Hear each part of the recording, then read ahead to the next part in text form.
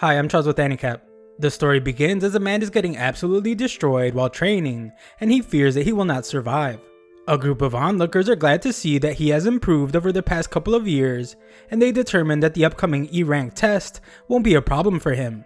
A while later, entrants for the E-rank promotion test are registered. Our protagonist Rick is one of them, and the receptionist named Alyssa is happy to see him again. It's been 2 years since they last saw each other, and it was when Rick used to be a guild clerk.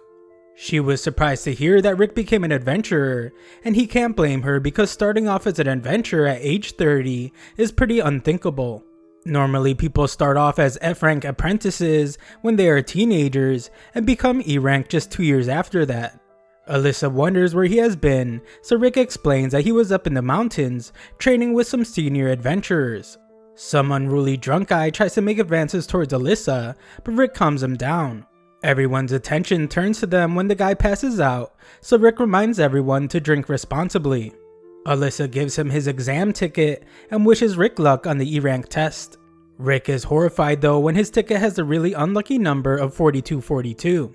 Outside, Rick tells some girl named Rionette that he finished registering, and she reminds him where her eyes are.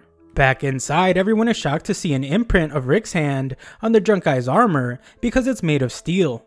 What's even more shocking is that the drunk guy is an infamous former A-rank adventurer. His name is Domo the Fiendish Knight, and he is a wanted criminal. Alyssa is then shocked when she wonders if Rick has become strong enough to easily leave an imprint in steel armor. A while later, Rick's height is measured, and the examiners are shocked to see that he's 32 years old. After that, participants have their magical energy tested by putting their hands on a crystal ball. A couple guys get D- and one girl gets a C+. Rick's turn is next, but the light he generates from the crystal is pathetic, and he's given an F-. The others have never seen a score so low, and they hope they never end up like Rick. Rick leaves, but the examiner is shocked when the crystal ball breaks. The next exam has participants attack something to measure the force they can generate. The device can absorb insanely powerful attacks, so participants are told not to hold back. This device is a slime bag, and a look into the past shows someone teaching Rick about it. He was told that the human body is the foundation of a good fighter, regardless of what weapons or magic they have. Rick was instructed to destroy the golden slime bag with his bare hands, because once he could do that, he will have built a body that he could trust. However, this golden slime bag is known for being as strong as dragon's teeth. Rick was sure that he wouldn't be able to destroy it with his bare hands, but he was told that doing so is simple for an adventurer. His instructor revealed that he could destroy 200 at once and demonstrated a bit of his power. Rick had to work his way up by hitting the bag with 50,000 punches every single day. Back to the present, one guy impresses everyone when he attacks a bag using strengthening magic. Some little guy is up next, and he declares that the time to show his strength has finally come. This kid is the second son of the Duke, and rumors say that even though he's just 11 years old, he has magic equivalent to a C rank. This child prodigy then shocks everyone when he prepares his attack. His setup is truly a grand display, but everyone is shocked when the attack turns out to be a tiny fireball. Everyone is still impressed by the damage it does, and they call him a genius.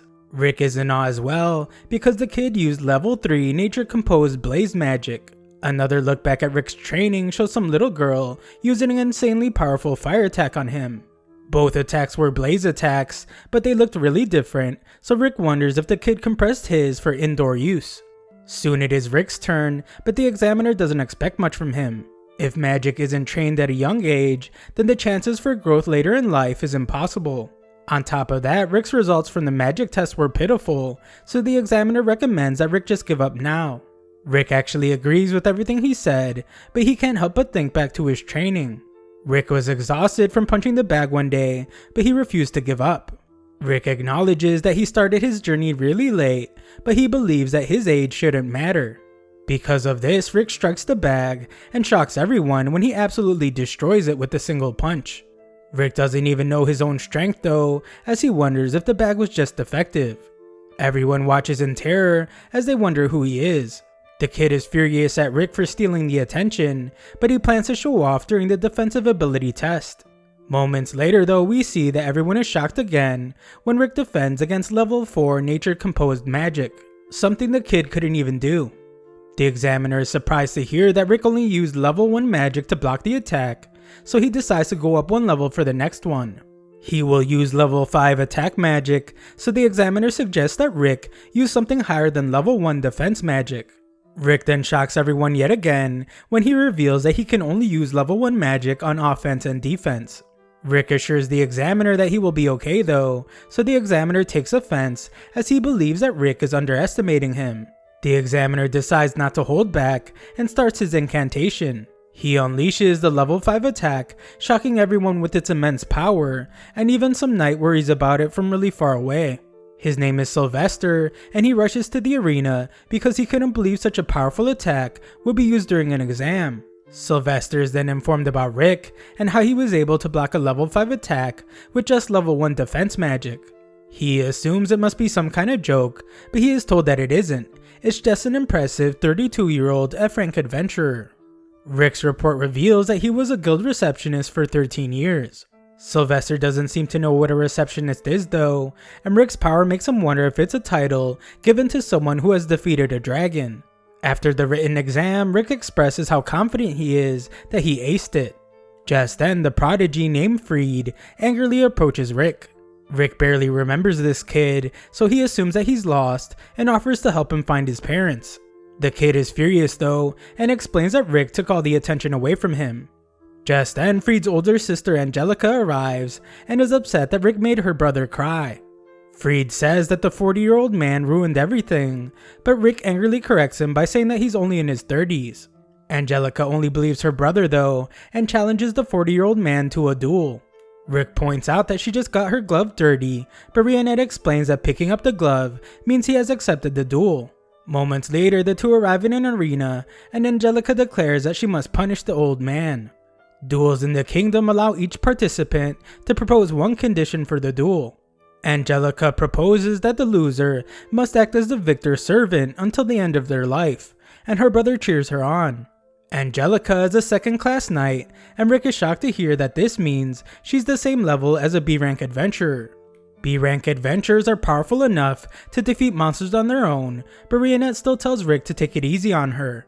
Rick thinks she has it all wrong though, and points out that he's just an F-rank adventurer that just registered a couple days ago.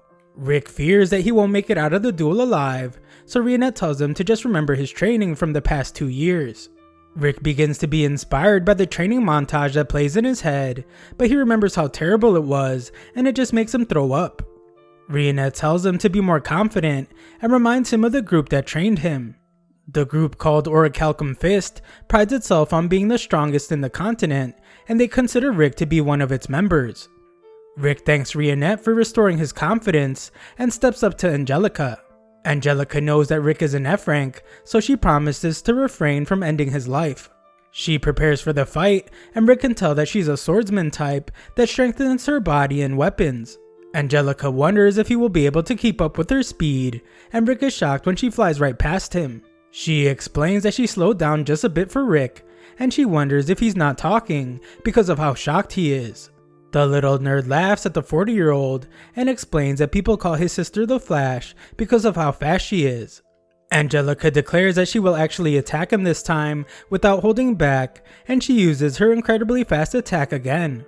Rick goes quiet again, but we see that it's actually because of how slow he sees Angelica moving. It's even slower than when Rick walks, so he wonders why anyone would call her the Flash. Rick easily dodges her attack, but Angelica thinks he just got lucky because only a handful of first-class knights are able to properly react to her speed. She is sure that he won't be able to dodge it a second time, but Rick is once again unimpressed by how slow she is moving. He can't believe that she's a knight and wonders if she became one through nepotism. Rick considers for a moment that he might actually be really strong, but he then laughs at the thought. Rick prepares to dodge the attack again, but Angelica trips and starts barreling towards him. Rick just barely manages to dodge her out of control attack, but Rick is oblivious. He couldn't read her movements at all, and assumes that it was an incredible skill of hers. This little incident makes him remember that he's just an F-rank, and there's a huge gap in skill between him and a second-class knight. Angelica knows that she actually tripped, but decides to pretend like the attack was on purpose. She declares that she will attack again, but move even faster this time. Her next attack takes a great toll on her body though, so she can only use it 3 times. She uses the attack that's supposed to be way faster, but it's still pretty slow in Rick's eyes. The clueless Rick fears that she might use another terrifying rolling attack again if he makes the wrong move, so he dodges carefully. Angelica is shocked and wonders what she should do because she can only use the attack 2 more times. She decides to use her last 2 attacks in succession, and Rick realizes that he needs to fight back. Just then, Angelica trips again on her last attempt. Rick thinks it's another terrifying technique and fears that his attack won't land in time. Dust goes everywhere and everyone watches in shock. When the dust clears, we see that Rick's attack created a crater in the ground. Angelica is horrified as she realizes that if she didn't trip, then Rick's terrifyingly powerful attack would have landed on her. The clueless Rick thinks that she purposely dodged it though, and she wonders who this guy is. Rick explains that he's just an F-rank adventurer that used to be a guild receptionist 2 years ago. Rick isn't sure he can do much against a second-class knight, but he will do his best during their duel and use it as a learning experience. He excitedly prepares to continue their fight, but he is shocked when Angelica just surrenders. Freed is shocked as well, and Angelica says that she will let him win this time. She tries to get out of there as quickly as possible, but Rick reminds her about the duel conditions. Rick didn't actually propose anything, but he's fine with using hers. Angelica doesn't want to serve him for the rest of her life, so she asks her legs to exceed their limits just 1 more time and runs away. Rick doesn't really consider it a victory, but Rionette reminds him that it's time for the results of the preliminary test. Just then, Rick is shocked when Rionette reveals that the other members of their group will be arriving soon. The terrified Rick wonders why they are coming, so Rionette explains that they want to see how Rick is doing. Rick has a really bad feeling about it, but it's too late as we see that the others are on their way. We then learn about a hero that attempted to defeat the ultimate monster called Kaiser. Doing so would have rewarded him a treasure that can grant any wish. This hero failed to defeat the beast, but he had faith that an adventurer would one day be able to do it. Back with Rick, all participants are told that they will be receiving the results of the test soon. Mana will be sent to their exam tickets, and if it glows blue, then they pass. Participants that pass will then participate in a mock battle for the second stage of the exam. Rionette tells the worried Rick to be more confident, and her kindness makes him wish he were 10 years younger so they could date. Rionette isn't worried about the results because if he fails, then she decides that they will just triple Rick's training. Rick is sure that he won't survive more training like that, but he doesn't have to worry about that as his card glows blue. Rick is glad to have passed the exam, but his attention turns when he smells something terrible. Just then, some noble named Raster introduces himself, and he compliments Rionette's beauty. Rick tries to introduce himself to his fellow exam taker, but Raster declares that he has no business with a middle-aged man like Rick. Raster says that he dropped something, but this just turns out to be a pickup line when he says that he dropped his feelings of love deep inside Rionette's eyes. Raster would like to make her his wife, but Rick intervenes and declares that Rionette is his girlfriend. Raster mocks Rick for being an F rank at his advanced age, but Rick points out that Raster looks like he's at least 25. Raster calls him an idiot as he reveals that he became an E rank at 14 years old. He is now an A rank and will be one of the examiners for the second stage of the exam. Raster tells Rionette to ditch the loser, but everyone is shocked when she refuses Raster's offer and says that she is dating Rick. Rionette then embarrasses Raster as she points out that his perfume is repulsive, and Rick realizes that this guy is what smells. Raster becomes enraged and tells Rick that he better hope that he isn't his examiner for the test. Rick apologizes to Rionette for saying she was his girlfriend, but she surprisingly didn't mind. She was actually happy that he got her out of that creepy situation. Raster, on the other hand, has come to hate Rick, and he vows to put him in his place. Just then, we learn that Frida and Angelica are his younger siblings, and they complain to him about some old guy bullying them. This of course makes him more upset, and he promises to never forgive the old guy that made his family cry. His siblings tell him Rick's exam number, and Raster comes up with a devious plan. The next day, Rionette reminds Rick to hold back his strength in the mock battle, but Rick has no clue why she would say that. Just then, some guy named Lynx explains that he will be in charge of Rick's test in the second stage. Rick is glad that his examiner isn't Raster, and Lynx thinks it's strange that a clerk in his 30s would decide to become an adventurer. Rick assumes that the guy is looking down on him, but Lynx is actually in awe of his determination. Lynx is a fellow middle-aged man, and Rick has inspired him. He can tell that Rick has a goal that is motivating him, and Rick can't believe that this guy knows so much. Lynx explains that it's because the two of them are very similar. Lynx became an adventurer at 25, and he is now in his 40s. It has taken him 20 years to reach B rank, but his goal is to become an A rank. Rick can tell that this guy won't give up on his dreams just like him, so he looks forward to testing with him. The two get along really well, as they even plan to get a drink after the exam, but we see that Raster is listening. After Lynx leaves, he thinks about how he can tell how much Rick has trained just from his handshake. This inspires Lynx to train harder, but he is shocked when Raster appears and says that he wants to talk. Back with Rick, Rionette can tell that he's in a really good mood, but participants in Rick's group are told that Lynx has fallen ill.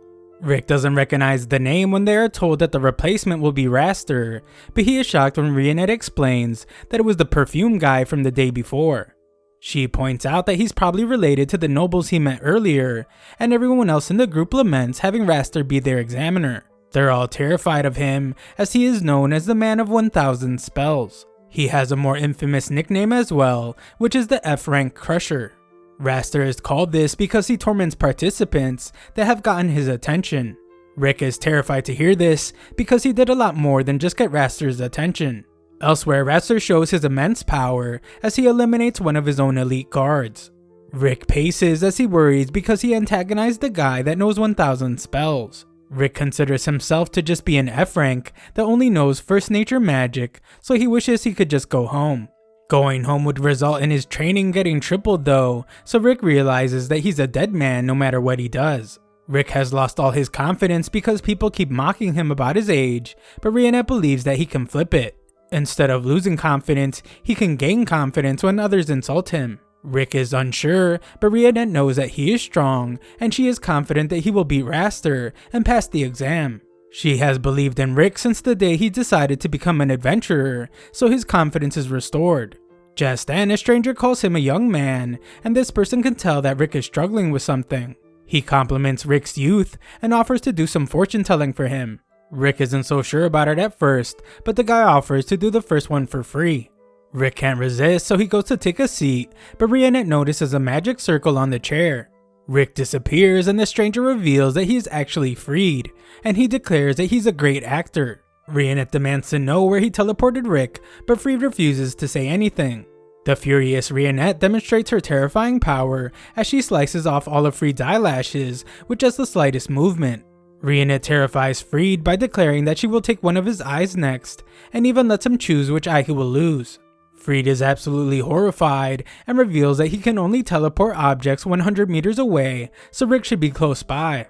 Nearby, Rick finds himself outside the venue, and he is confronted by a large group of serious-looking guys. Some butler-looking guy explains that they're the elite guards of the Darmute family, and they need Rick to sleep for a while. Rick realizes that it's the noble family that just keeps bothering him, and the guards explain that they have to make it so Rick can't participate in the exam. Rick can't believe that they're resorting to dirty tricks like stalling him, but the butler points out that they aren't stalling him, they are ganging up on him. The butler reveals that their powers are equivalent to B and A ranks, and Rick realizes that there is no way he can win. Just then, a group appears, and Rick is terrified to see that it's the senior members of his party. They wonder why Rick is outside when he should be taking the exam, and the guards are shocked to see that the big guy looks like a talking orc. The guards confront the big guy, but for some reason Rick lies and says that this group is helping him warm up before the exam. The big guy says that he will help out as well, but Rick just gets worried and pleads for the butler to have his men back off for their own good. He explains that their lives are in danger, but the butler ignores him and tells his men to eliminate everyone. One guard tries attacking the orc, but everyone is shocked when his sword shatters on the big guy's head that doesn't even move an inch. The orc commends the guy for strengthening his body, but points out that he needs to do a better job strengthening his weapons. The guy tries to punch the orc, but he's easily stopped and his hand is shattered in the process. The orc surprisingly heals him and even gives him advice on how to stay more balanced during a fight. The blonde guy in Rick's group can tell that Rick is in trouble like always and decides that he will have to resolve the issue peacefully. This guy's definition of peace is pretty messed up though, as he pulls out a giant gun and explains that it's his newest invention. This thing is a crazy weapon as it fires magic-infused crystals. The guards try to attack him, but they just end up getting a taste of the blonde guy's weapon. Rick tells him to stop, so the guy assumes that he wants to try the weapon out himself, but Rick is just worried that the guy might end their lives. Just then, one of the guards comes up with the brilliant idea to take the little girl from Rick's group hostage. He threatens to take her life, but Rick gets horrified and wonders if the guard has some kind of death wish. Even the orc tells him to let her go for his own good. The little girl wonders what the guard is doing, so Rick tries to keep her calm and tells her that he just wants to play a game. She believes him and wonders what kind of game he wants to play, but the guard foolishly decides to make his intentions clear. He hits her, so she becomes furious, and Rick can tell that they are done for. She absolutely decimates the fool, and the rest of the guards are shocked because she unleashed 7th nature level magic without an incantation. The butler now knows exactly who this little girl is, and he reveals that she is the famous vampire mage. She is the strongest mage at only 10 years old, and she is known as the demon child of ruin. Alyssa Rhett is her name, and she isn't the only famous person among the group. The blonde guy is a half-elf, half-dwarf who is more than 50 years old. He is the world's best weapons craftsman, who many think he somehow has technology from 1,000 years in the future. His name is Mizet. As for the orc, he has great intelligence and superhuman strength. He is also a master of support magic, and his name is Brodston. The guards are then stunned to hear that they're all S ranks, and members of the S rank only party known as Orichalcon Fist. The butler never thought he would live long enough to witness them with his own eyes, but now that he has decided to retire. He plans to live the rest of his life in peace, and the guards have never seen the old man so tranquil. Alyssa then has some fun destroying everyone with her one-word spells, and Rick decides that he doesn't want to have to train under these crazy people again, so he promises to do his best to pass the exam. Back at the venue, Rionette is still tormenting Freed. Freed wonders how long she plans to keep destroying stuff, so she explains that she will keep going until Rick returns. Freed confidently declares that Rick won't be coming back because his family's taking care of him, but he is shocked when Rick casually says hi to him. Rionette sends the little nerd into a wall, and Rick wonders what happened to the place. Rionette assures him that everything is fine, and she only destroyed a small part of the building. Just then, the injured Lynx appears, and he explains that Raster beat him up. Rick is horrified to hear this, because he realizes that Raster did this, so he could be in charge of his exam. Lynx told Raster that his dream was to build a school in his hometown, but Raster just mocked and tormented him. Lynx couldn't do anything against someone powerful like Raster, and now he thinks that having a dream at his age is foolish. Lynx fears that Raster will do something much worse to Rick, so he begs him to drop out of the exam. Rick refuses to though, and declares that he wants everyone to know that it's fine to start doing things at any age. Back with Raster, he's busy taking out more of his own men, and one of his guards explains that there's an intruder. Raster's glad though when he realizes that Rick has decided to come. He thought that Rick would have dropped out by now, but this is okay with him, as he promises to show Rick what real fear looks like. Raster makes a grand display of his magic, but Rick still angrily declares that he will send Rick flying. In the stands, a guy named Ado watches the E-Rank exam and explains the 4 foundational faculties to us.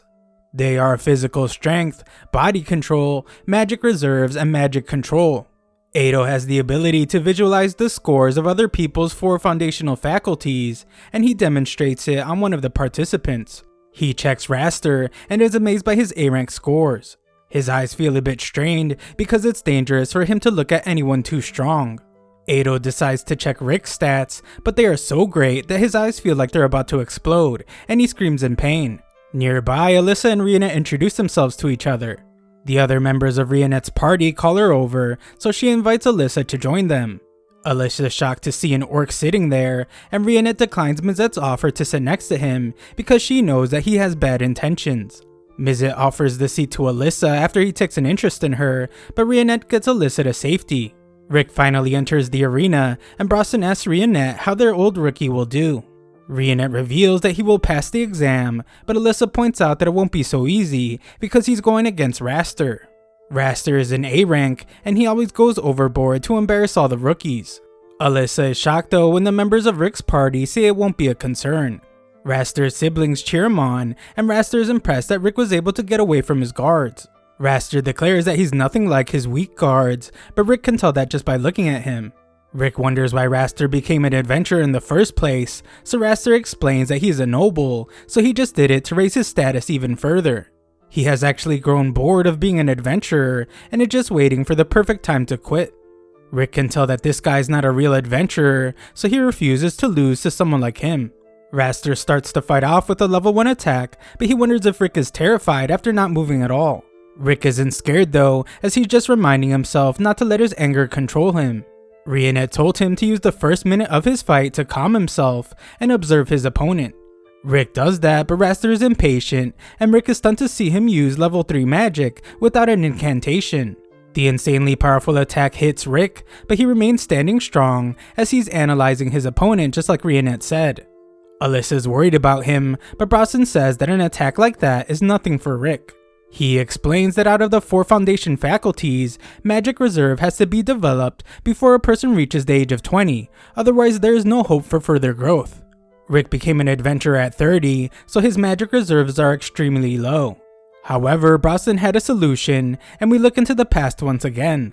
Brosnan told Rick that the one thing he could always depend on was his body, and he decided that they would take a little stroll to the next town over. The problem was that he strapped Rick to some giant weights that weighed 100 kilograms each. Rick was horrified, but Brosnan just told him to hurry up because there was a den of carnivorous monsters in the forest. To make up for his lack of magic reserves, Rick trained exhaustively in the other 3 areas. Raster attacks Rick with level 4 magic this time, but Rick once again is unfazed. Brosnan then reveals that for physical strength, he built Rick up from scratch. Even though Mizette hates doing bothersome things, he was the one that taught Rick magic control. Mizette took this responsibility because he didn't want Rick turning into a pile of ash after an attack one day. Rick was trained in body control by Barehanded, and Alyssa is shocked to learn that Barehanded is not just some normal maid. Rick amazingly latched on to all the training they threw at him, and he now stands within the realm of S rank, just like the rest of them. Raster unleashes another attack, and Barehanded explains that Rick has no awareness of how powerful he is. This is because no matter what kind of insane training they put Rick through, they always told him that an F rank should be able to do it easily. Just like the time Brosnan told him that an F rank can smash through a giant boulder with one strike. Raster does some trash talking as he unleashes a barrage of attacks, and Alyssa is horrified when one attack seems to crush Rick. Raster mockingly says that he went a bit overboard, but he is stunned when Rick emerges unscathed. Raster is annoyed by his resilience, and his siblings are shocked by the old man's strength. Raster powers himself up to finish the battle with his fist, but Rick just easily knocks him back. Rick now finally understands what Barehanded was telling him. Raster is so obsessed with the talents he was born with, he neglected to refine and further them. Raster has vast reserves of magic, but he is sloppy with everything he does. Against an opponent like Raster, Rick is sure that he can't lose. Raster says that Rick just got lucky, and his siblings are amazed when he finally decides to use his full incantation magic. His long incantation results in a crazy big fireball attack, but everyone is shocked when Rick easily stops it with just one hand. Rick declares that the attack was too sloppy, and Mizette explains that Rick worked his magic with a high degree of accuracy to block the attack. Rick was so precise that he didn't have to use 100,000th of the energy that Raster did to create the attack. This means that someone like Rick, with barely any magic reserves, can do stuff like that as long as they have precise magic control.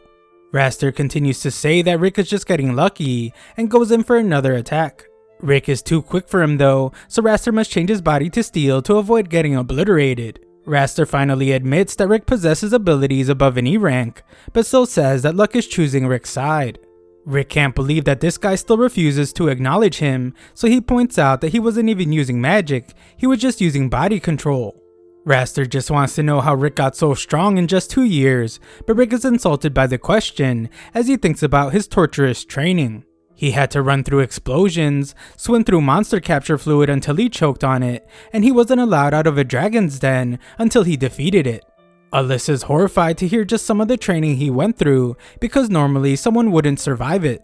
She is then shocked when Brosnan reveals that Rick didn't survive it. He lost his life multiple times, but Brosnan's heal can bring someone back to life as long as it's applied immediately after passing away. This kind of horrifying training was necessary though, because repeatedly breaking down and rebuilding someone's body is how they get stronger. Mizette was also impressed by how Rick stayed in there, no matter how crazy the training got. He looks back to his training with Rick and how he would kick Rick off a mountain so he could develop a sense of being able to see the wind. This of course led Rick to losing his life repeatedly, and Brosnan would have to revive him. Alyssa was just as guilty of this type of training, as we see that she would crush Rick under boulders. Rionette's training involved learning to cut falling trees by using their momentum, and this caused Rick to lose his life as well. Raster just assumes that Rick is lying because he refuses to believe that such terrible training even exists. And even if it did exist, he can't see anyone being motivated enough to go through it. Rick's response is simple: his dream is his motivation, and his dream is to defeat the world's strongest monster, Kaiser El Sepiot. Raster and Freed have a good laugh as they call Rick an idiot, and they can't believe that he is being serious. Alyssa knows that Kaiser El Sepiot is the ultimate monster that appears in the legends of the hero Yamato, and Brosnan reveals that Rick's goal is also the ultimate goal of their group, the Orichalcum Fist. Raster points out that the legends of the hero Yamato are just bedtime stories for kids, and defeating El Sepiot is the dream of a small child. Rick doesn't care what Raster thinks, as his dream has nothing to do with him anyway. Raster agrees and decides to put an end to their battle. He surprisingly uses level 7 magic to restrain Rick, but he tells Rick not to get too amazed just yet. Raster plans to show Rick what true talent looks like, and he wants to make it so Rick can never speak nonsense again. He finishes a long incantation and declares that he will show everyone the greatest magic a human can wield, level 8 nature composed magic. This is the greatest magic that Raster, the man of 1,000 spells, has in his arsenal. This is his ultimate move, and it results in Raster controlling a giant tree golem from the inside. Raster commands Rick to grovel before him, and he mocks Rick for planning to use some airshot attack. Rick declares that he will punch right through him, but Raster says he's being delusional. Rick asks Raster how many times he has practiced using the golem before, but Raster has no clue because he mastered it after only using it a couple times. Rick then shockingly reveals that he has used his airshot attack 100 million times. Raster's siblings think he's lying, and Alyssa wonders if 100 million times in 2 years is even physically possible. Of course, Brosnan reveals that it's possible, but only if space-time magic is used. Raster has heard enough, so he announces that it's time to crush Rick's dreams, just like he did to Link's.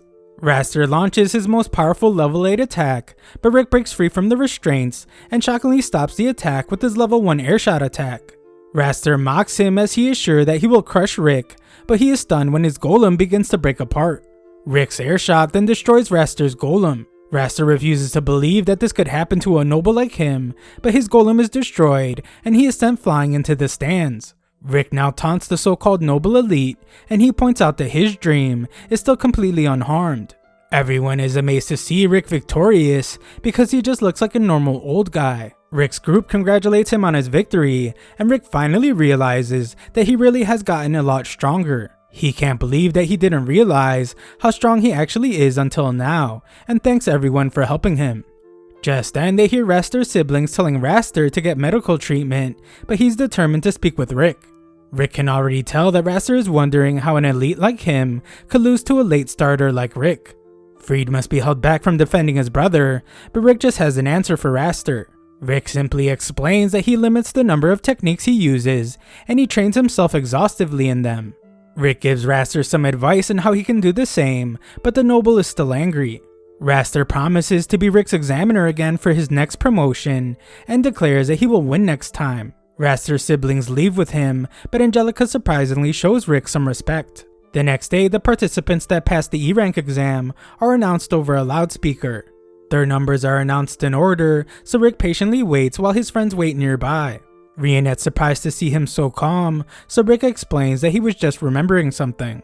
Rick thinks about his past and how he wanted to become just like Yamato. This meant becoming an adventurer to try and defeat Kaiser El Sepiot. Unfortunately, his mother thought it would be too dangerous, and his father wanted Rick to stop believing in fairy tales. One day, Rick found some hope as a doctor discovered that Rick had a marker indicating that he had an inborn skill. People who have the marker are extremely rare, but Rick was one of them. Rick was stunned to learn that he could have an incredible power like Yamato, but he was told that it wasn't something a person can manifest through training. Rick was still excited though, and he was told to just relax and wait for his skill to come out. Rick couldn't have been any happier, and he decided that once his skill manifested, he would proudly declare to his parents that he was going to be an adventurer. As the days went by, Rick's friend would ask if his skill manifested yet. It still didn't show up after a year, but Rick kept his spirits up and thought that it would reveal itself when he wasn't a kid anymore. Eventually though, he would become discouraged, and he was told that there are cases where people with the marker never manifested their skill. There are still a lot of adventurers that don't have any skills, so his friend suggested that he become an adventurer anyway. They told him how much money he could make, but money isn't why Rick wanted to become an adventurer in the first place. One day, Rick's mom was glad to hear that he was hired as a receptionist at a guild. His parents were proud of him for finding a stable job, so Rick accepted that this was his life now. Rick went about doing his new job, but he still continued testing to see if his skill had manifested. Years and years went by as Rick's parents aged, but Rick never stopped reading about the legends of Yamato. His daily life was as a receptionist, but Rick never gave up on his dream. One day, Rick explained to Alicia that monsters had been driven out of their lairs, so they had been wandering into town. Things are starting to get a bit dangerous, and some new quests would be announced soon. They were mostly low-level monsters, so he assumes that they would be D-rank quests. An adventurer named Zaid was a friend of Rick's, and he revealed that he was promoted to B rank. This marked the moment when a person could make a living just adventuring. Rick congratulated Zaid, but he couldn't help but be upset with himself. Rick had done the same job for 14 years, and he's gone nowhere. Meanwhile, Zaid had been promoted several times. Rick didn't have much to complain about because his life was pretty stable, but he couldn't help but think how far he would have gone if he had decided to become an adventurer. Just then, Rick heard screaming as a giant troll appeared in town. Rick was shocked because it was incredibly rare for a mid-level monster to be there. Rick heroically tried to protect a girl, but she just told him to get out of the way. This girl destroyed the beast, and Rick was shocked as this girl simply thanked him for trying to save her. This was when Rick first met Rionette, and she revealed that she was an adventurer. Rick assumed that she was a B rank, but she was not. Rick was then sure that she was an A rank, and he was super excited because he had never seen an adventurer fight up close. Rick was then stunned when she said she wasn't an A rank either, and she was actually an S rank. Rick was incredibly nervous because S ranks are the cream of the crop. He had a question to ask her because she is an S rank, but he hoped that she wouldn't laugh at him.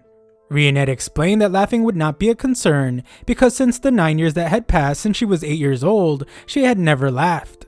Rick just let it all out and revealed that he has always dreamed of defeating Kaiser Alcipiat. On top of that, he also has an innate skill that hasn't manifested yet. He explained that he was 30 years old, so he asked her if she thought there was still time for him to become an adventurer. Rionette acknowledged that Rick had courage because he tried to save her, but he was 30 years old, and he never trained his magic reserves. Rick already knew about this limitation, but Rionette explained that it's not just hard to develop magic resistance after not training it when you were young, it's basically impossible.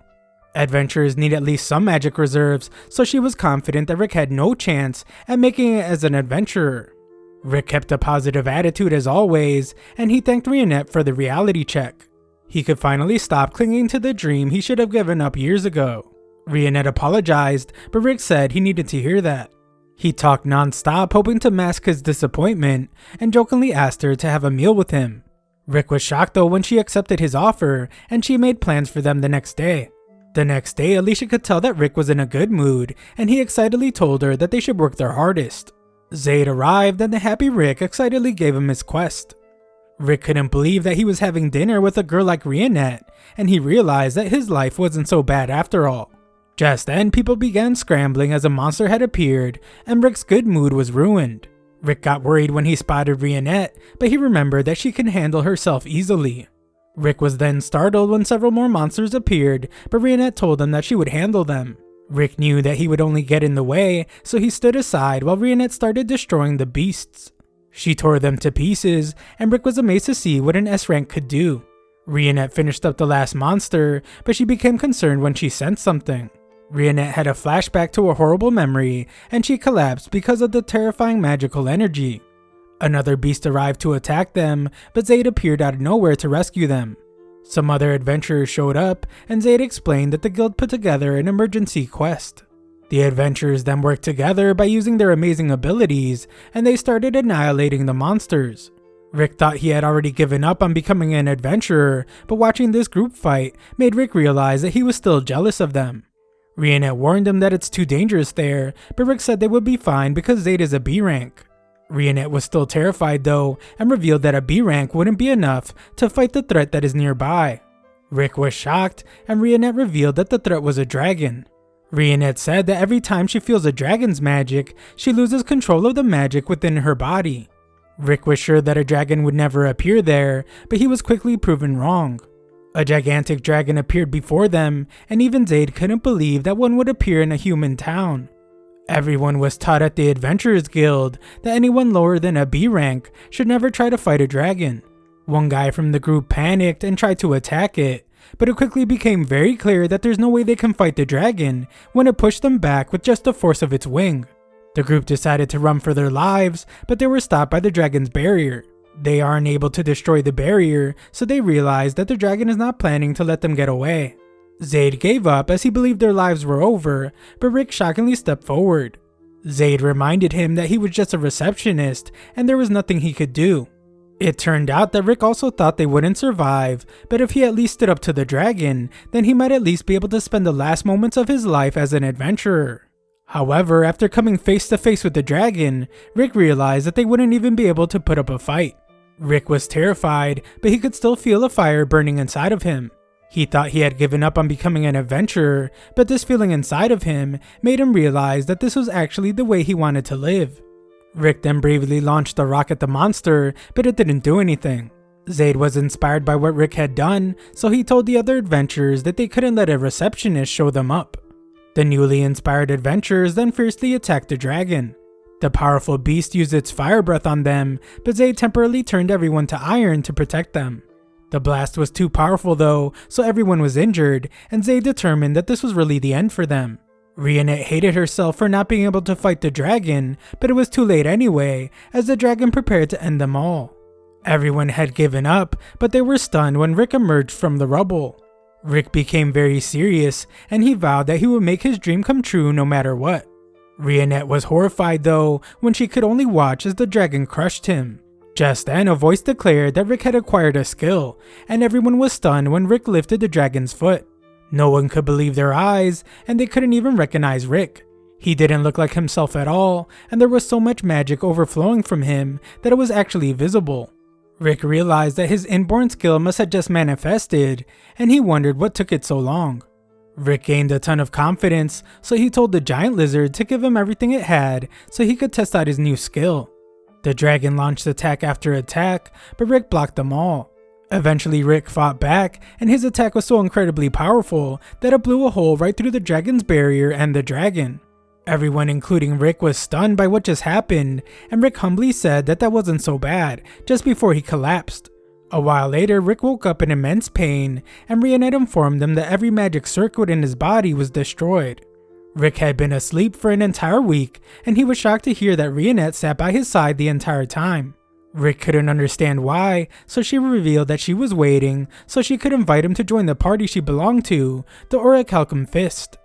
Rick didn't believe her, but she explained that they share a common goal, and that is to defeat Kaiser Alcipiat. Rick was even more shocked by this part because it confirmed that Kaiser Alcipiat actually exists. Rick fought with courage alone, so Rionette was confident that he would be able to grow stronger and fight alongside her group. Rionette guaranteed that he would become an adventurer, and this was the first time anyone ever said anything like that to him.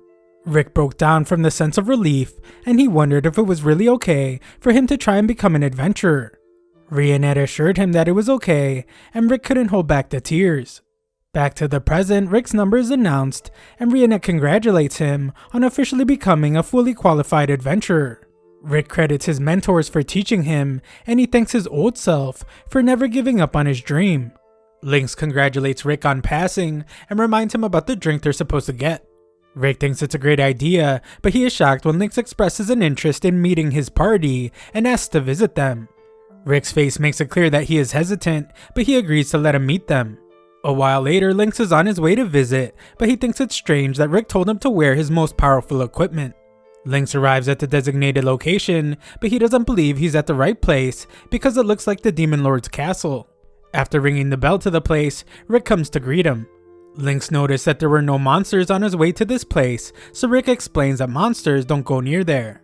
This makes Lynx wonder why he needed to bring armor if not for monsters, so Rick explains that the armor will keep him out of a casket. Lynx is then introduced to the girls of the group. He hopes his own daughter will end up happy like Alyssarette, but he is shocked when Alyssarette uses a level 6 spell by just saying the word boom. Rick rescues Lynx from being obliterated, and he scolds Alyssarette for using magic in the castle. Lynx is stunned to hear that she just wanted to play, and Barehanded explains that she will have to deduct the cost of repairs from Alyssarette's food budget. Alyssarette begs for forgiveness, so Rick decides to spend some time with her so she can calm down. Lynx is left to relax for a while, and he marvels at how huge the place is. He goes to see Mizette outside, and Mizette explains that making crazy weapons is a hobby of his. Lynx tries out his latest weapon, and Mizette instructs him to put magic into it while pulling the trigger. The powerful recoil sends Lynx flying backwards, and the shot does major damage. The recoil was a bit too much, so Mizette decides that he will have to make some changes to the weapon. Lynx is stunned by the weapon because if it were mass-produced, then it would change war forever. Lynx is beginning to see just how crazy this place is, and he meets Broston next. Being surrounded by books calms Broston, and Lynx wonders if this intellectual orc is also a member of the party. Broston says that he has read most of the books in his library, but he hasn't had much time to read recently because he has been training Rick. Broston offers to give Lynx a training lesson as well, so Lynx eagerly accepts. Broston likes the look that Lynx has in his eyes as he senses the same light he sees in Rick. A while later, Rick is shocked to hear that Lynx went with Broston into the forest.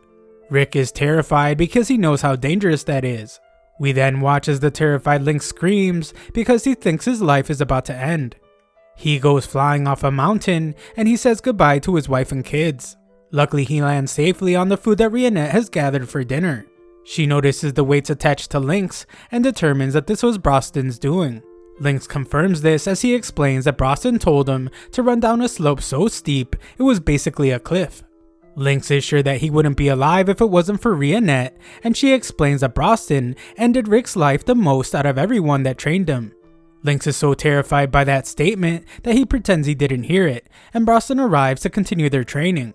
Afterwards, Lynx is relieved to still be alive, and he tells Rick that Broston was only supposed to give him some light training. Rick warns Lynx that he can't believe any of them when they talk about easy training, but Broston arrives to point out that he can just bring people back to life if the training eliminates them. Rick reminds him how fragile lives are, but Alyssarette is tired of all the talking and just wants to play again. As the guys wait for dinner, Lynx wonders how close Rick has gotten to Barehanded. Rick explains that their relationship isn't like that, especially because he's too old.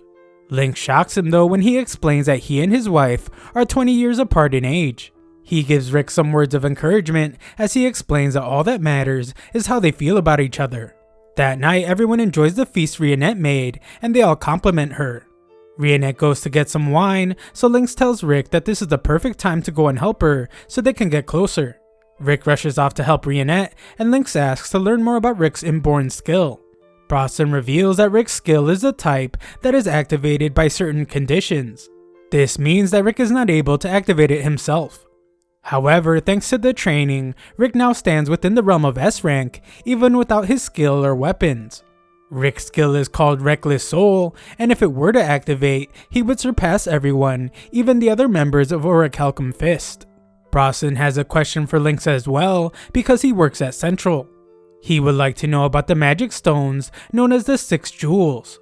They are the ones in the legends of Yamato, and Rick explains that their goal is to defeat Kaiser Alcepiot. The 6 jewels are magic stones that open the door to the place where Kaiser Alcepiot sleeps. The 6 jewels are activated every 200 years, and they should be emitting immense amounts of magic right at this moment as they have reached that part of the cycle. Lynx always questioned if the stories were real, but hearing them talk like this makes him confident. He has no information about the stones right now, but he promises to check the confidential department to see if he can find something. Just then, Rick asks if Lynx has any other good advice. He tried to help Barehanded like Lynx said, but she is great at everything and didn't need much help. The next day, a new adventurer wonders why she has to clean the guild when she has the ability to defeat monsters. She spots Broston asking to take on a certain job, but he is denied. Broston can't understand why though, because the job's danger level is only 82 and they can handle it easily. The girl adventurer thinks this group looks pretty strange, and she thinks about how she has never seen the guildmaster be so deferential with adventurers before. Rick uses his receptionist skills to see that they can take on this job as long as they have 2 A ranks in a 4-person party. Brosnan asks if they can have some help finding a 4th person, so the guildmaster agrees. He reminds the girl named Ray that she wanted to go on a quest with a higher danger level, but she is a bit hesitant to join the strange party. The guildmaster assures her that they are great adventurers, but all she sees is a talking orc, a little girl, and some old guy. Ray really wants to do a quest though, so she gladly decides to lend them her strength. On the quest, the group makes it clear that they are searching for a magic stone. Lynx told them that it should be in this area, and Ray wonders if it's worth a lot of money. The stone is quite valuable, but it's dangerous to handle without proper precautions, and it's capable of drawing monsters to it. Ray isn't worried though, because she is confident that she can handle any monster. She is only an F rank right now, but she is sure that she will be an A rank in no time. Rick reveals that he just reached E rank, and Ray realizes that he's some late starter old man just like she thought. Barehanded is back home, so she hopes that the others are okay. Mizette reminds her that Brosnan is with them, so they should be fine. The little weirdo then uses his gadgets to try and get a peek at Barehanded's delicates. Barehanded stops him though, and destroys his machine. Back with Rick, Brosnan determines that they're getting to the lair they are looking for. Ray is terrified to see a wyvern, and shocked that they are looking for a wyvern lair. She warns Brosnan not to get too close to the beast without a plan first, but Brosnan just doesn't seem concerned. He tells the ferocious monster to move as he sends it flying across the forest, and he tells Ray that the plan is just to knock down any monsters he sees. Ray fears that his attack will just cause more wyverns to appear, but that is actually what Brosnan wants.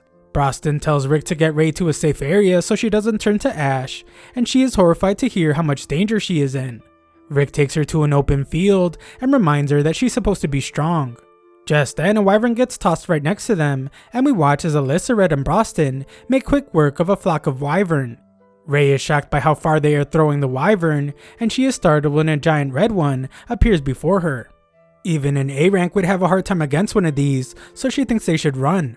Rick agrees that they should run away, but there is something he wants to check. He refuses to back down even if the odds are against them, so Ray decides that she will have to fight by his side. Rick can see how determined she is, so he allows her to back him up. Ray begins preparing a spell to protect Rick, but she is utterly stunned when Rick absolutely destroys the beast. Rick celebrates, as this confirms that he really is strong. The next day, Ray is exhausted, and the guildmaster explains that nothing good ever happens when the Orichalcum Fist shows up. A look back to the day before shows Ray wondering what they were going to do with the wyvern corpse. Their answer was pretty surprising though, as Rick explained that Barehanded was going to cook it for dinner. She can't believe that anyone would eat a wyvern, so the guildmaster explains that people say that members of the Orichalcum Fist are the strongest in the continent. He hopes that her experience with them made her realize that she shouldn't be going on dangerous missions, but actually just motivated her to train harder. Back with our group, we see that they were successful in obtaining one of the 6 jewels called the Crimson Blossom. It has an incredible amount of magic in it, and it should help them find the other jewels. Alyssa wants to be the one to activate it, but everyone decides against that because she would just blow it up like she does to everything. Mizette is the one to do it, and a map of a large city pops up. The city is called Heractopia, and combat flourishes in that country. They are also famous for their Colosseum. We then get a glimpse of a fight taking place at this Colosseum as a girl is announced the winner. We then learn that 400 years ago, King Alexander built the Colosseum. The king held fighting competitions, and Alexander himself fought with no weapons but his own body. He reigned as the undefeated champion of 10,000 fights. Then people from all over the world came to either watch him or fight him.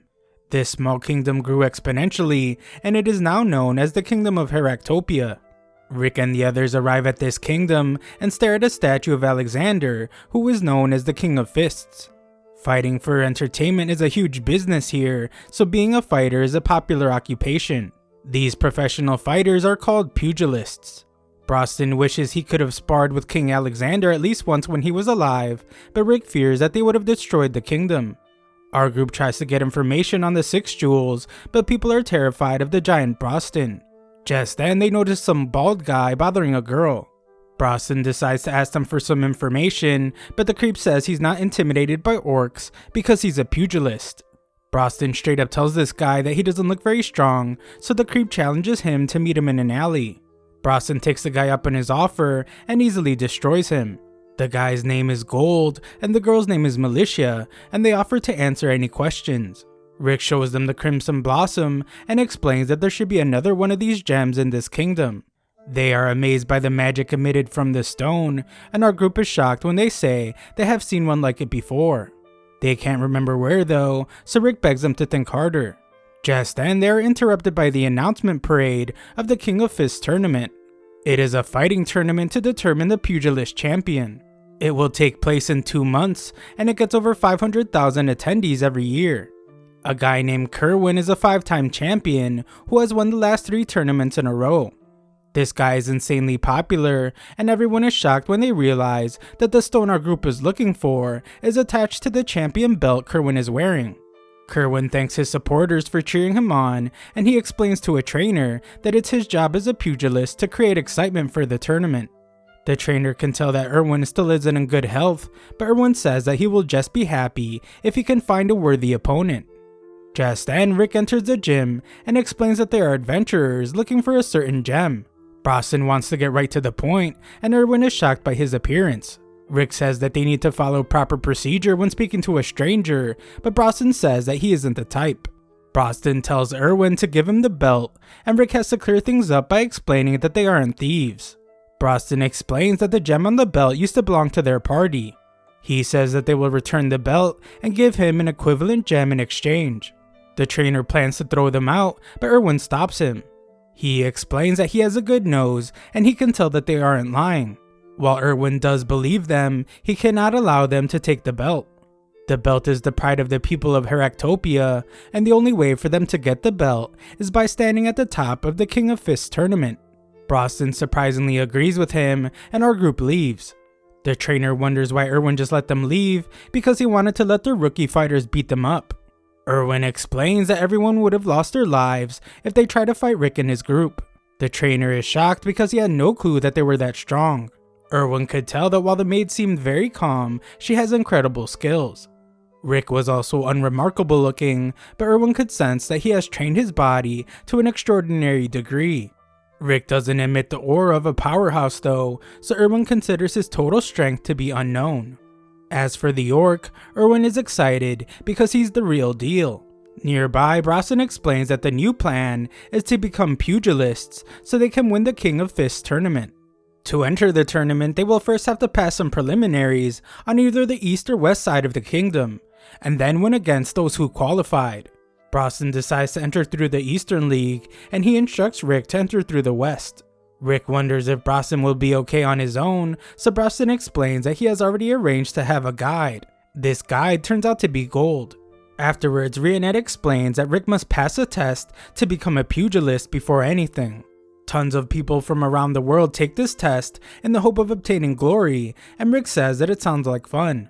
The first test is a physical mock battle, and opponents are selected at random.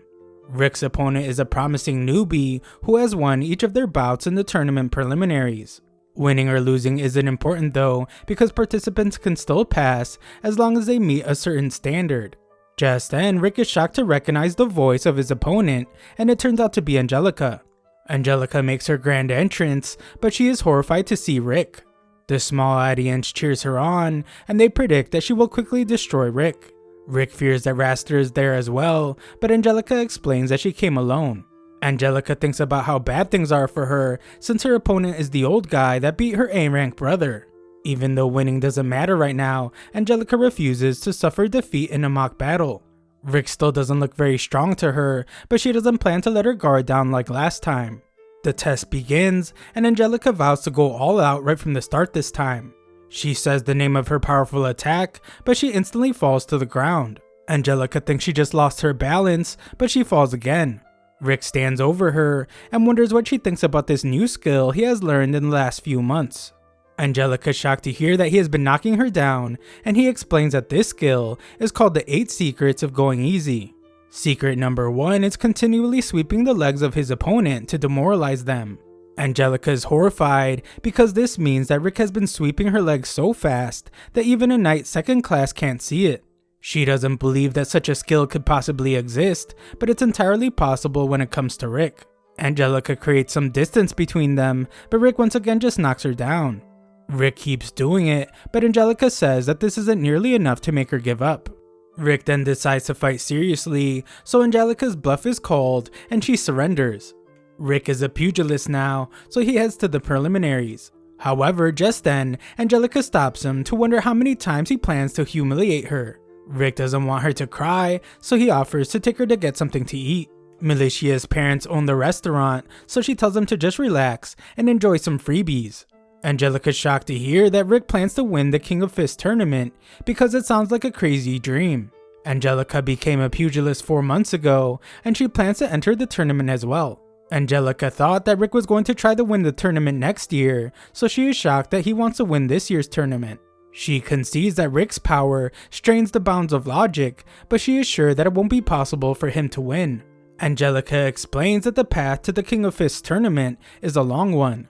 First of all, only those who win 40 bouts over the half year of preliminaries earn the right to participate in the league competition. Rick thinks that all he has to do is win a bunch, but it's not that simple. The fights are extremely brutal, so at most, people fight 10 bouts per month. There is only 1 week left, and winning 40 bouts in just 1 week is physically impossible. Rick is shocked to hear this because he thought that 10 fights a day would be easy, so he requested to have 40 bouts in 4 days. Angelica is horrified, and she wishes he would stop breaking the laws of common sense. The next day, Rick goes to have his first preliminary bout. Rick's opponent is someone named Albert, but he is told that there are rumors about Albert breaking the rules by using a weapon. No evidence was found during body checks though, so Rick is just told to be careful. Rick faces off against this guy and is glad to see that he doesn't have a weapon. However, we see that Albert has a hidden stone that increases the force of his attacks by 30 times. The fight begins and Albert uses his coat to obstruct Rick's vision. His attack is powerful and Albert declares his victory. It's too soon though, as the pain from his broken arm eventually kicks in. Rick sees the impact stone and points out that it will break its user's bones if they haven't trained hard enough. Albert thinks about how he did train, but it's too late as Rick declares that it's his turn to attack. Rick uses secret number 2 from his 8 secrets of going easy, which is a skill that uses the shockwave from a passing punch to shake his opponent's brain and cause unconsciousness. The point of his 8 secrets is to win fights without causing major injury to his opponents, and everyone is shocked to witness it. Albert is out cold, so Rick is announced the winner. One guy is glad to see someone so powerful, and he determines that this year's tournament will be one for the ages. Elsewhere, we get a look at some fearsome monster-looking guy, and he is told that it's nearly time to get to work. Later, Angelica participates in her own bout, and she absolutely destroys her opponent. Rick congratulates her on making it through the preliminaries, and she brags about winning 40 matches in a row. She also intends on winning her way through the block league, and Rick is eager to do his best too. Angelica still can't believe that he's going to try and do 40 bouts in 4 days because each venue only hosts 1 bout per day. This means that Rick will have to travel a long distance between preliminary fights, but Angelica doesn't think it's possible. Rick has to get to the Green Hill Arena in 10 minutes before his next bout, but Angelica gets annoyed because he wasn't listening. This arena is 30 kilometers away, and he won't be able to get there in time, even if he rode on a carriage. Rick calls her crazy for even suggesting that he ride on a slow carriage because he'd rather just run.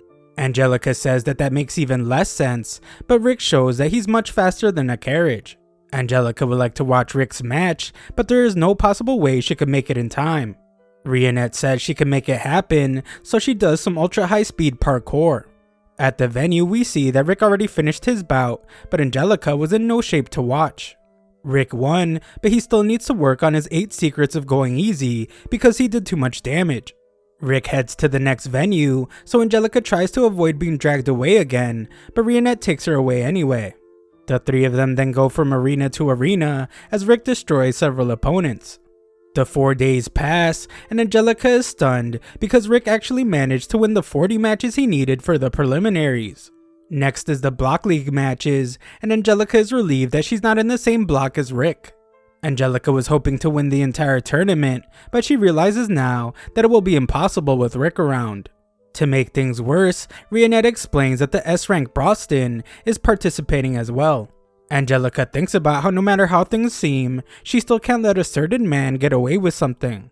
Rionette wonders what she's talking about, but Angelica just changes the subject.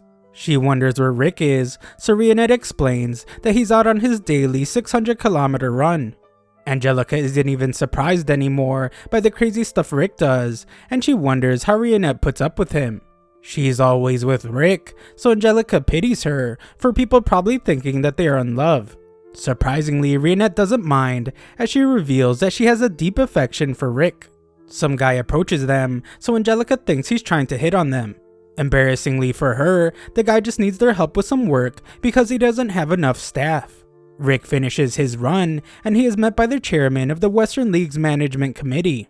His name is Snape, and he's impressed by Rick for being the fastest qualifier in the preliminary league's history.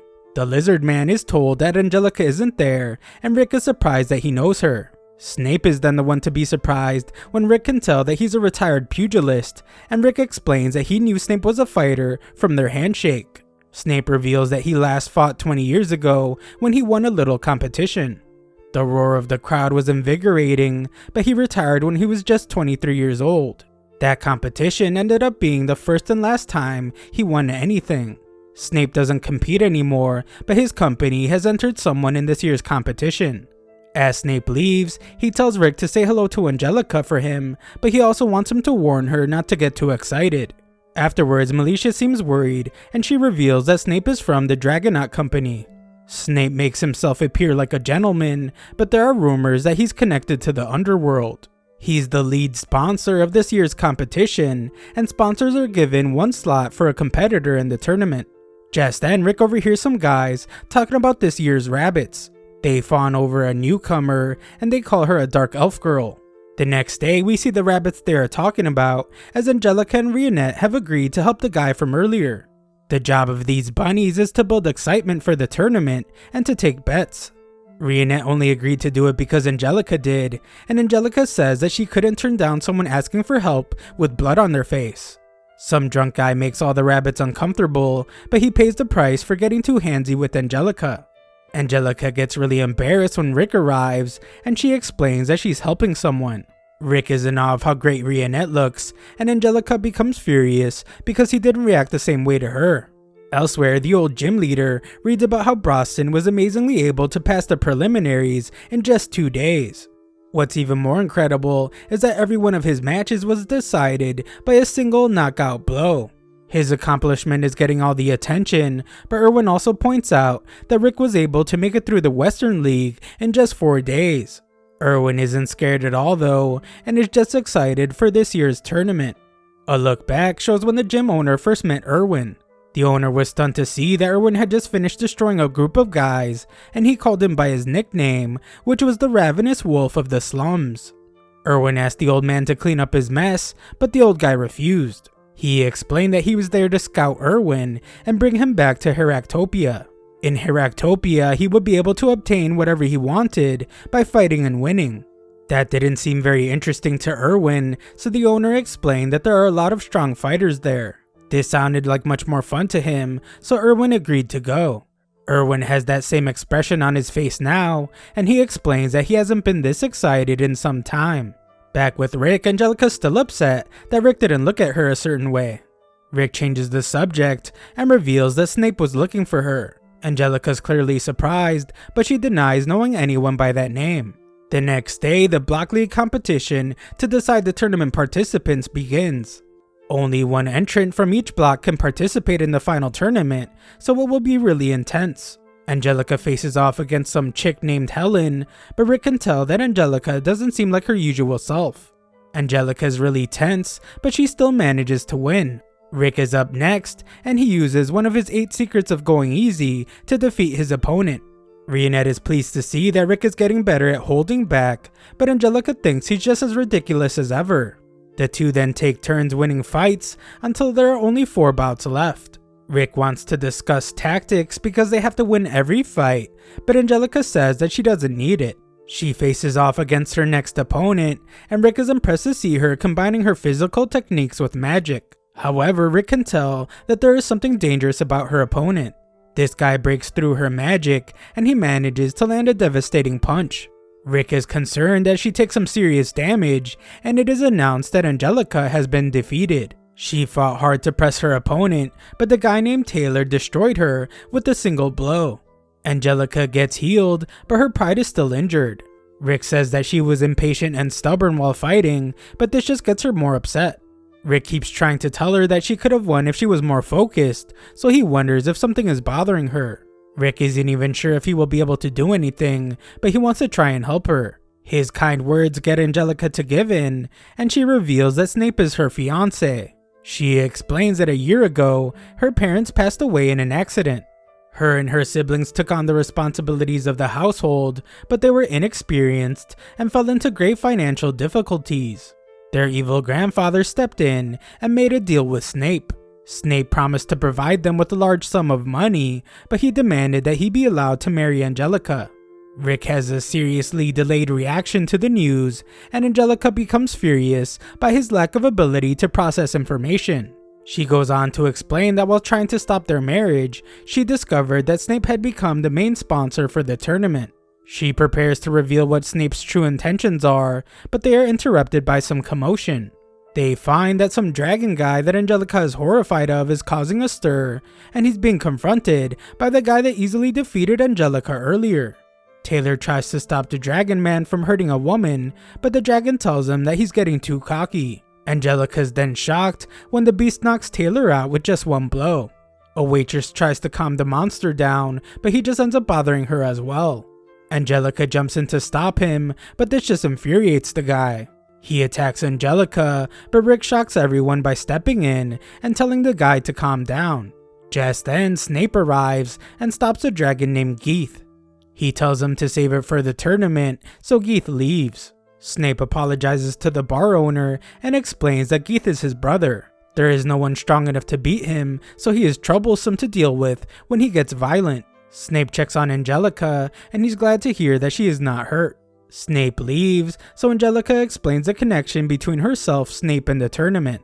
Snape promised to give her family a very large amount of money, but her investigation found that Snape's company doesn't have nearly enough to pay.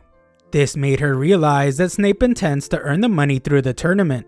Rick uses his brain to determine that Snape is going to use the sponsor slot to fix the outcome of the tournament, and Angelica confirms it. Because of this, Angelica decided to win the tournament, so Snape couldn't uphold his end of the deal and the engagement would be cancelled. The problem is that Snape used his sponsor slot on Geeth, and she knows that she can't beat him. Angelica is stunned though when Rick offers to train her, and she begins to fear for her own life. Thanks for watching my recap. Subscribe to the channel to help us reach 701,000 subscribers.